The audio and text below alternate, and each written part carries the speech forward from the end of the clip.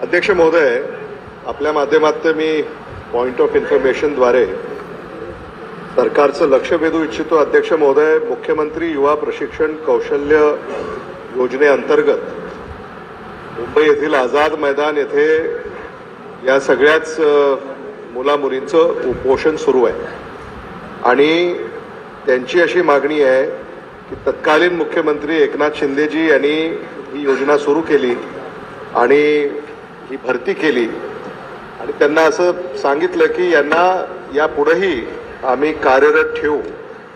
पण आता अलीकडे हे सरकार आल्यानंतर सरकारनं अशी भूमिका या ठिकाणी व्यक्त केलेली आहे की आता यापुढे म्हणजे त्यांचा कालावधी संपल्यानंतर सरकारकडे त्यांना हे काम देता येणार नाही अशी सरकारनं भूमिका अलीकडे घेतली आहे आणि ते उपोषणाला बसलेले आहेत. मराठवाड्यातले आणि लातूर जिल्ह्यातले हे मुलं मुली अगदी आपल्या लेकरा बाळाला इथं घेऊन आलेले आहेत. अध्यक्ष महोदय, आपल्या माध्यमातून सरकारला मी ही विनंती करू इच्छितो, याकडे गांभीर्यानं लक्ष द्या.